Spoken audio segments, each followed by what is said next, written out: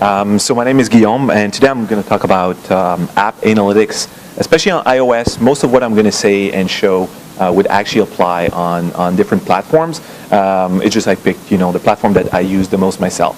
So before we start, I just wanted two notes related to my presentation. I just YOLO changed my color scheme because the screen was too dark, so there might be some weird color things that we might see. And I also don't have sound coming out from my laptop, so I might need to act out some videos that I have in there. So you'll see what's going on, and I'll just tell you what's supposed to be happening. So I think that's going to be even better.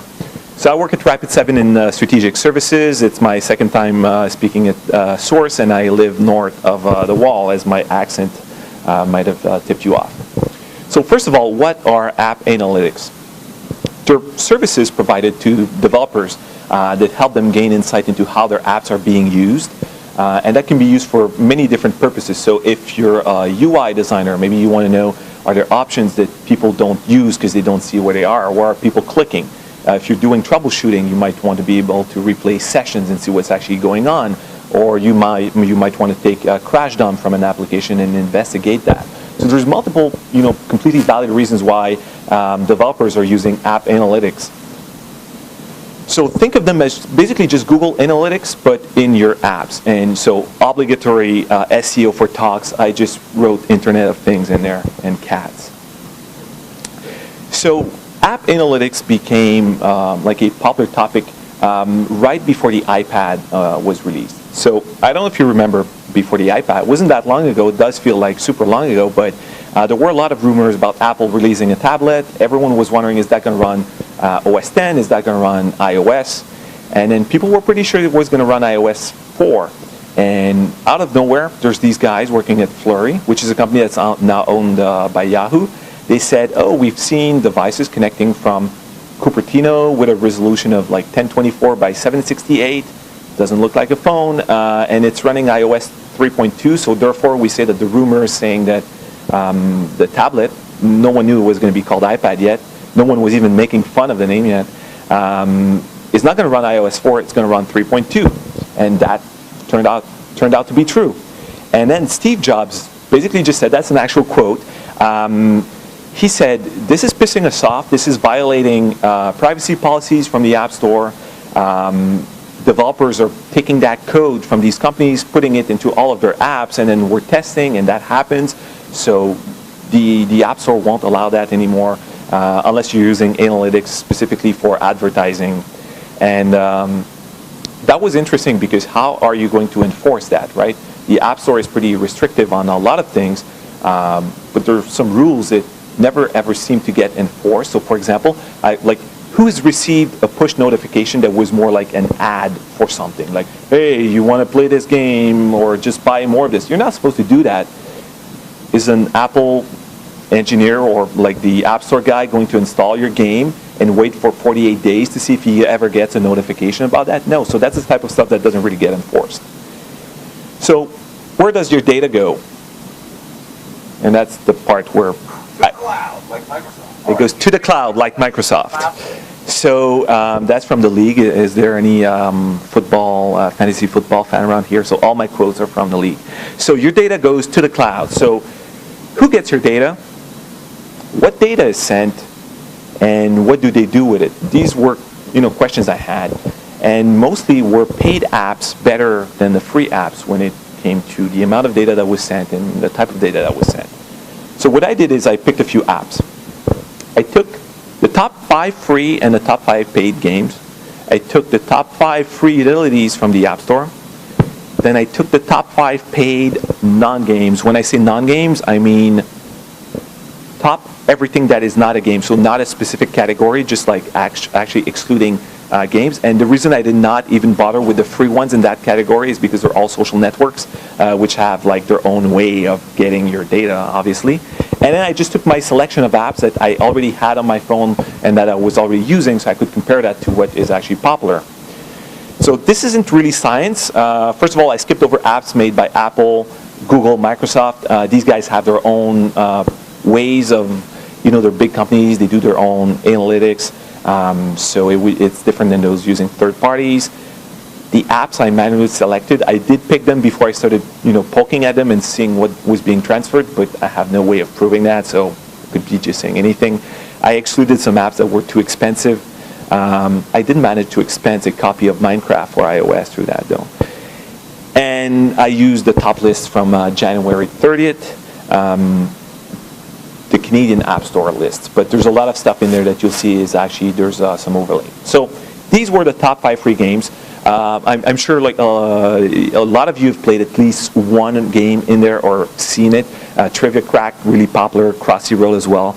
If your high score is above 500 in Crossy Road, I really hate you and you should probably get a life. Then these are the top 5 paid games with their price. So Minecraft was the most expensive one, and then there's Trivia Crack again because there's a paid version of it that's slightly different, like it doesn't show ads. A Sons of Anarchy game, and Heads Up, which is Ellen DeGeneres game. So just these were the top ones.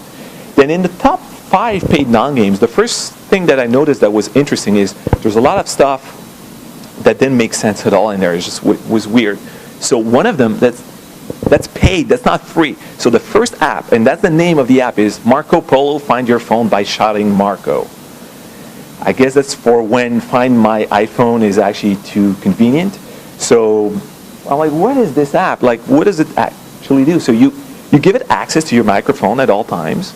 Like, that seems like a perfectly reasonable thing to do, right? Then you just go back to your home screen, and you'll see on top it's running in the background, and then I'm yelling Marco, and it just replies Polo with the creepiest voice you have ever heard. Top paid app in the App Store, Canadian App Store, at the end of January. People were still drunk from Christmas, I guess.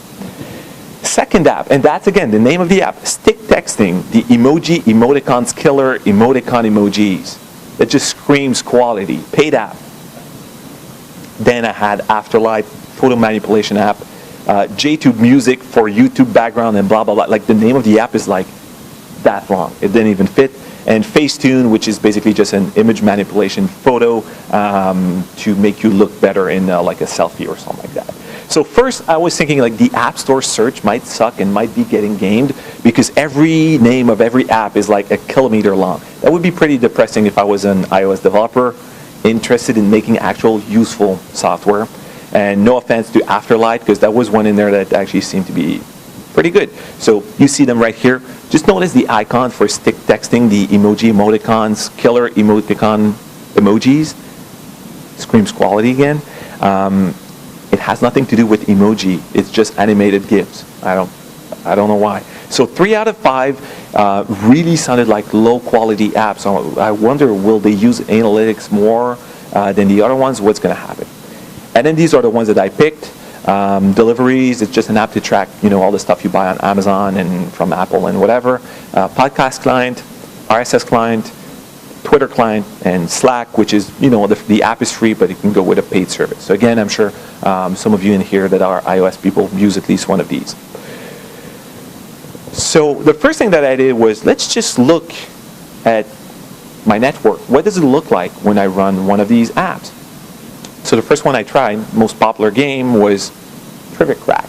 So what you see on the left is my testing iPhone. I'll be launching Trivia Crack, and what you see on the right is a sniffer. This is Subgraph Vega, open source proxy, really good tool.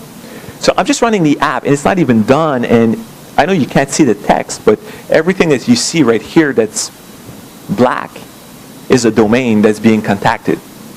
I'm not even playing yet, and I'm just connecting to so many different hosts. And most of them are not directly related to the actual gameplay. So I thought that was interesting. Then I looked at Just Get 10, similar game. So as soon as I run it, I'm not even done loading the app. It just goes, hey, do you want push notifications? And it's already contacting a bunch of different hosts. You can see there's a bunch of double-click stuff and advertising-related domains in there.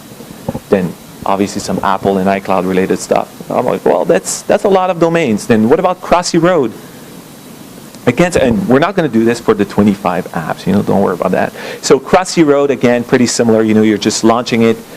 You're not even, past the splash screen in some instances, and it's already sending a lot of stuff. So you see the first thing it contacted was api.gameanalytics.com, and that's something that we'll see again. So remember that name, Game Analytics.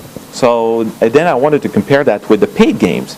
So what I did, what you see on the left is at 5 times the real-time speed is me playing each of these games for 1 minute, and on the right, the paid games for 1 minute. Again, the text doesn't matter. Just look at the scroll bar. The amount of systems that are being contacted by my free games is much greater than on the paid games. And what you see in gray is actually just DNS requests. So there's some games that are making a lot of DNS requests for iCloud servers and things like that. But that was way more. So then we have a video with no sound, and it says something about looking at numbers and letters like they mean something. Well, do they? Well, first of all, red means stop. So has anyone ever used Little Snitch or a similar application level thing for Mac? So Bob here. Everyone else, I think you should. If you had Little Snitch on your iPhone, you would probably kill yourself before you play one of these games, because it would just take you like 2 hours to understand the firewall rules that go with that. So 5 free games for 1 minute, that's 90 hosts contacted. 5 paid games for 1 minute, that's 27, most of which were Apple and iCloud related. But then I noticed there were a lot of common services between paid and free. So Crashlytics, that's a service to gather crash dumps from your apps. Game Analytics came back pretty often. Another one called Mobile App Tracking, and FLURRY was a popular one. Then SSL and TLS. Did people use that? Did people even bother to use that? No. People using Crashlytics? Yes, because Crashlytics forces them to. So everything that we're going to see later about the type of data that is being sent, remember that for most of these apps, they don't even bother to encrypt that. And that was just a video, saying something about motorcycle helmets not having any scientific proof for, actually helping motorcycle drivers. So just like SSL, right? There's no proof it's useful. So what kind of data gets transferred? So that's Game Analytics. Again, just look at the 3 things that are highlighted. It's the same string in different contexts. You don't need to see the string. It looks like a GUID. So that's a unique identifier for the device you have. Most of these apps use Game Analytics, and that string was the same within all of these apps. So even though each developer might not have the full picture, these guys, they know every game you have on your device that uses that. So they get a lot of information on you. The developers get some information, but they can actually put it back together and build a profile on you. So because that was one that was shared, between all of these different games, I wondered, what does their privacy policy look like? And yeah, trainwreck.png. So I'm not a lawyer. I can see at least one in a room. I don't know if there's other ones, but so it starts with, we use your personal information mainly to provide services. So that sounds like a really strong legal term, right? We mainly use it for that. Your information is used for validation purposes, but might also be used to send you additional promotional information about our services. Oh, you're like, also that, it's a little bit like me telling Bob, like, give me your keys, I'll go park your car and maybe do a little street racing with it, but just a little bit, right? I won't get arrested, so it's not like you'll care. What kind of information do they get? IP addresses, device events, a lot of information about your hardware, might be applications installed on it, cookies that might identify your browser if you're the developer. So just like a lot of information, but they say you can get that removed. See 6.1 on how to do this. So we'll get back to that later. Oh, we have a bunch of third parties to optimize your experience. We might share that with them. Okay, all right. That really sounds like it's going to improve my experience. And that was my favorite one. They say we may use standard internet technologies such as web beacons. Now, there is an RFC for something called web beacons. It's not for clear GIF. And yes, I pronounce them GIF, like Guillaume, just because that's cooler like that. Or pixel tags. So they're calling it transparent image used for tracking purposes, a standard internet technology. That's interesting. And they might also track you in the emails that they send. So that's valid for the user, but also for the developer that's using that. Remember, they're only using HTTP. And then they say, yes, we might also share that with people we have a strategic relationship with for demographic purposes and blah, blah, blah, also trusted entities. So these guys know all the games you have, how often you play, on what networks you were when you played that, right? They see things like your IP addresses, how much memory is left. They might even see things about your time zone and physical location. And then they say, we'll disclose that to pretty much anyone, including government or law enforcement officials. And do you need a warrant for that? No, they just, if we think you're being illegal or unethical or legally actionable, yeah, we'll share that. So I think you can probably pretend to be a cop and just ask them for all the information. They'll probably give it to you. And then they say you can get your stuff removed. So they give us this, super nice, cheap phone number to call. I think that's in Sweden or maybe in Iceland. But you can also send them an email. So cool. So I send them an email. We'll see how that turned out later. But then they say, hey, if you ask us to delete your data, we might retain an archive copy as required for law or also legitimate business purposes. So what's a legitimate business purpose? I don't know, so I don't even know why I'd be wasting my time, asking them to remove the data if I wasn't doing this all. So that's my understanding of the policy is we'll use your stuff as we want. We'll give it to anyone, warrant or not. Also, you can't really have us delete it. And disclaimer, I'm not a lawyer, but that's how I see it. And remember, creepy guy at Starbucks is also going to see that, all that data, because it's not even HTTPS, because no one ever heard of things like X-key score using logs from Windows or anything like that to identify people. So imagine the amount of information that's leaving iOS devices that could be used to track people or to see what kind of software they're running, to see if it might be vulnerable. And they're not using HTTPS, but they say that they make good faith efforts to protect your data, to make sure that no one's going to steal it. So today I learned that using HTTPS is beyond good faith efforts. So now what about apps that aren't games? So what we see here, again, on the left you have the free games. It's going to flash with what is what. On the right you see a lot of gray stuff. These are DNS requests for all the delivery services. Yes? That's from Subgraph Vega. It's just a proxy that you install. So on your phone, you redirect your traffic through it, and you give it your own SSL certificate. So if there's anything in there, it's going to do a man-in-the-middle attack, so you can see the data. It's open source. Try it out. It's pretty user-friendly. So again, the free apps on the left are contacting way more stuff. Now the progress bar, the scroll bars might be deceptive a little bit because of all the gray stuff. Again, I have a deliveries app that's doing a DNS request on every delivery company out there. But I'll show you the numbers after. There's still way more stuff on it. So again, numbers and letters, do they mean something? The free release for 1 minute, about 61 hosts were contacted. If you're using Little Snitch, imagine you ran 5 apps and that's 61 times Little Snitch goes, hey, this app wants to, typically what you see when you run an app on a Mac is this app wants to phone home, check an update service, a few things like that.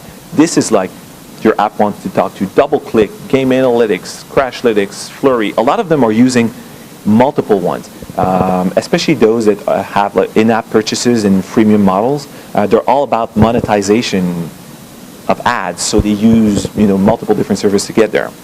So the paid non-games for 1 minute, 18 were contacted, out of which 10 were Apple or iCloud related.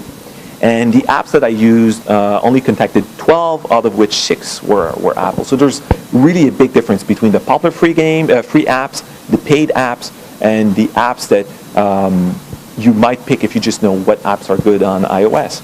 Again, SSL TLS, ain't nobody got time for that except for people using Crashlytics. So I was wondering, why is everyone using Crashlytics doing SSL or TLS pretty well also, while everyone who's using Flurry is not? Is it because Flurry doesn't support HTTPS? It turns out that a lot of these services supported both methods before, and in some cases HTTP was the default, So every developer just copy-pasted the example code and they build their apps. And now because there's so many apps out there using HTTP, they can't easily just pull the plug on it, so it's going to be a long-term transition to get there. And there's also some other services that might not be as, as good as things like FLURRY, and they just don't seem to care. So that's why people don't actually use the SSL. And Crashlytics, they enforce it, and they even support SSL keeping as they should. So again, what kind of data was sent? Well, what I see here is the status of your battery, my time zone, how much space is left on my device. There was information about my language, apps where I signed up with an email address. You could see that in there. Unique identifiers again, that could point to my device. Some of them are able to know what apps you actually have installed on iOS. There were a few different methods to get that information, some of which have been blocked by Apple, but assume that third-party apps can see what other apps are installed on your phone. Then you could also have crash dumps that are sent. Obviously, that's controlled by the developers. It could contain anything. Some of these services, like Crashlytics, again, have the ownership of the data that gets sent remains with the developer that's using their service. So that is really good, but that's not with all of them. While I was doing that, only one app complained that I was doing SSL man in the middle, and that's Overcast, my podcast client. So I sleep easy knowing that the only app that really cares about doing SSL well on my phone is protecting my podcasts. So what can you do against that? So as a user, you can't do much, except you should probably favor paid apps, because they're definitely better than the free ones. Know that your data is going to go there. It's going to be sent out there. When it's possible, opt out.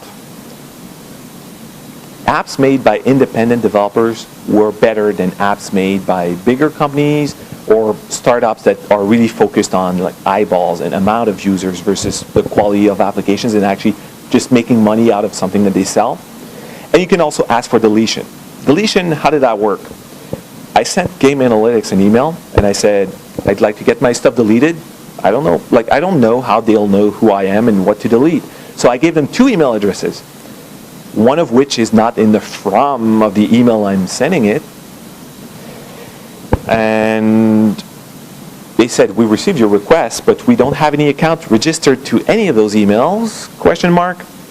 It's just because I didn't have any app that I was registered with that email address, so they don't really have a way of knowing what data was sent to them actually is linked back to me, so they can't even really delete it.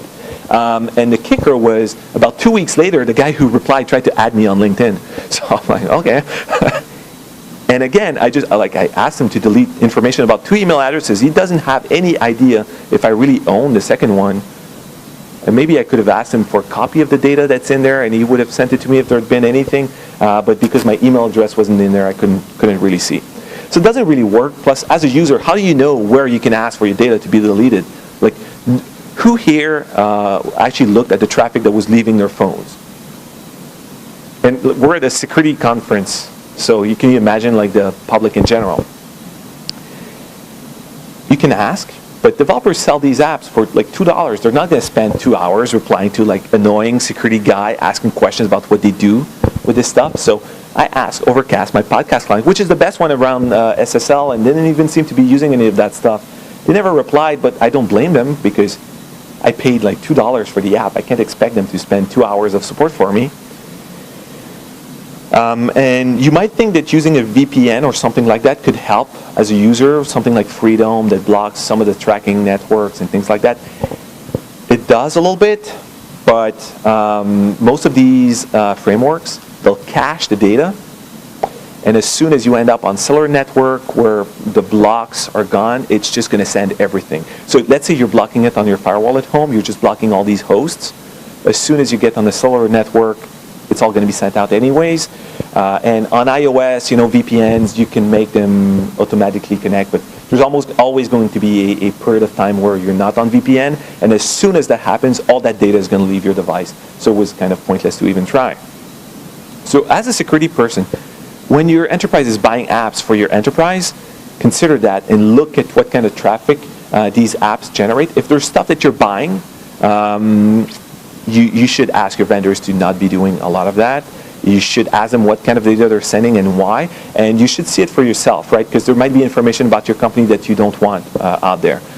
Look at your firewall and proxy logs. Thankfully, most apps are pretty good about identifying themselves in the user agent string. So if you were just to look at your proxy logs right now at work, you would see which apps are the worst offenders pretty easily. And again, blocking destinations, pretty pointless, especially if it's BYOD, because then people are just going to go home on Wi-Fi, they're just going to go on cellular network, and it's all going to go anyways. If you're a developer, if you're working on an app, or you're working on any kind of service that could leverage those, remember, you don't gather what you don't need. That should be like security 101, but still people gather more information than they actually need. Limit the amount of third parties you're using. I've seen some of these apps using like 12 or 15 different providers for that. Makes no sense. The privacy policies are just insane when you just add them up, right? Pick the right partners, those that will make sure that you continue being the owner of that data that is being sent. Make sure that they're not using that data for their own analysis and to basically profit from the information you're gathering from your users. As long as you're using it for your own benefit, that's really what you need out of that. And ensure that you use these options properly. So for example, if you're using FLURRY, make sure you use their SSL TLS options. There's no excuse not to be doing that. They provide it for you. So it's just a matter of turning it on in some cases. Like, don't trust defaults. And be clear to your users about what you're sending where. So a great example, you can just Google for it. CLOAK is a VPN application for iOS, and they have a page where they tell you exactly what services they're using for analytics and what data is sent, why. So they'll say, we send crash reports to Hockey app to analyze crashes only. We send anonymized identifiers to this other service, and then they point you to these different services so you can see what kind of company these guys are. And they've actually changed a few things since I took that screenshot. So now they've eliminated some third parties and are using some tools that are made by Apple, which obviously already had a lot of information. So the bottom line is, more people than we thought are getting your data. Like, did anyone really expect a game like Trivia Crack to be contacting dozens and dozens and dozens of networks when launching it? Maybe I'm naive, but I wasn't. I thought it was probably going to contact a few, but the first time I ran it, I thought something was wrong. I thought I had some apps running in the background on my phone, so I just wiped everything. I killed all the apps, and I started over, and same results. And then I realized, yeah, it's actually pretty bad. You can hardly block them, and they're definitely here to stay because they're useful for developers. And freemium games with in-app purchase, they really seem to be the devil if you care about your privacy at all, because they're all about monetizing really small transactions. They're all about monetizing advertisement in many cases. So they're using a huge amount of these. So I will continue to favor paid apps when I can. I mean, I've seen some paid apps that weren't much better than the free ones. One thing that I did notice that was interesting is an app that has a free version with ads and that also has a paid version. Typically, they're almost identical. They just remove the ads, but they still gather all that same data. It's more of a culture thing, right? So I think the more people call themselves bro in a startup, the more likely you are to see a lot of analytics services used. But that's not a very scientific observation. But I think when you install an app, you can just think, well, do the guys who made this app call themselves bros? And if so, it's probably because they're using a lot of analytics. So I left some time for questions, and I want to thank you for being there. You can send me public praise on Twitter and private complaints via email, or the other way around if you want.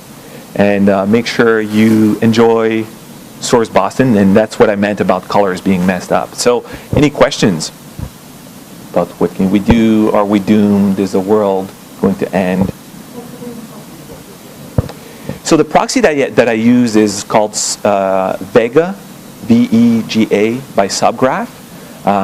It's open source, runs on like Windows, Linux. It's more user-friendly than something like Burp if you're not a security person. So it's less. There's less options. It's less powerful, but again, it's more user-friendly. So I invite you to check it out. Bob.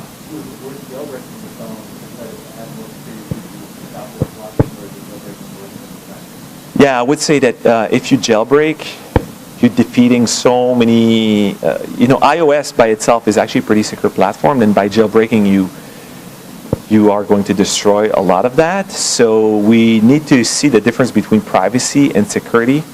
So you might be able to improve your privacy a little bit because you might be able to install something local like Little Snitch on a Mac. But then the security of your device is going to be completely ruined by the fact that you've jailbroken it. So I don't think it makes sense. Personally, the only devices that I have that are jailbroken are just test devices, and I jailbreak them to go, see the apps and see how they work.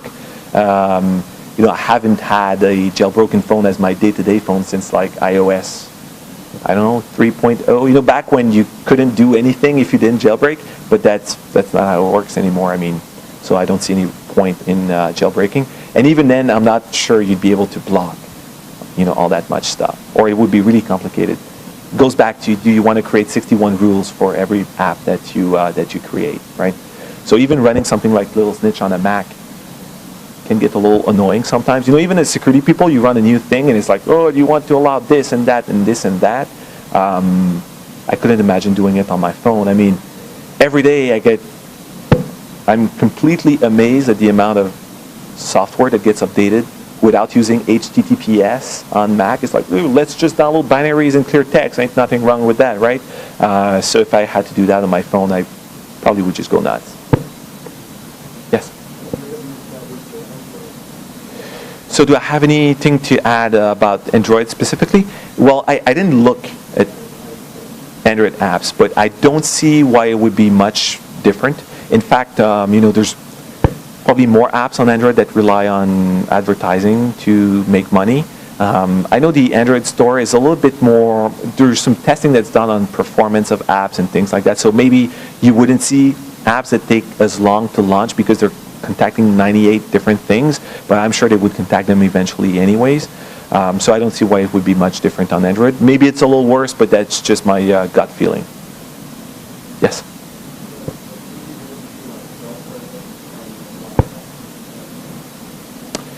Well, the thing with sniffing cellular traffic is it would require, different equipment, and I did not sniff anything on the cellular network because that might even be illegal in some cases.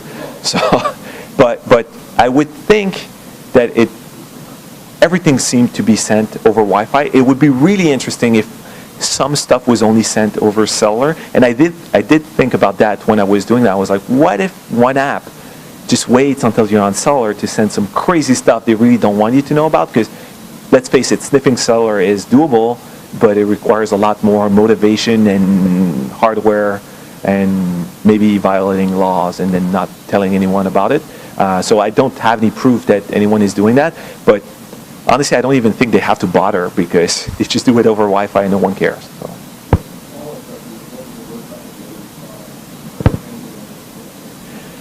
Well, I think what concerned me the most was list of applications that I have installed, because that can really be tied back to you really easily, right? I have like 92 apps on my day-to-day phone. Who has the same 92 apps? Probably no one. And the other thing that I found concerning was the fact that these analytics services were able to generate identifiers for my device, and that same identifier was used across games made by different publishers.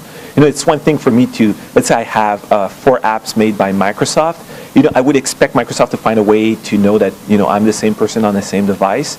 But when it's like 3 different companies making different games, and these guys don't even know each other, and then just seeing that just reminded me of, everything that's happening on the web with, cookies across domains and social networks and things like that. So it just, on mobile, sometimes we feel like things are better than they are elsewhere just because the platform might look more secure, but it doesn't mean that people aren't doing the exact same thing. All right, so I think that's it. So thanks everyone, and enjoy the keynote, which is coming up in 15 minutes, I think.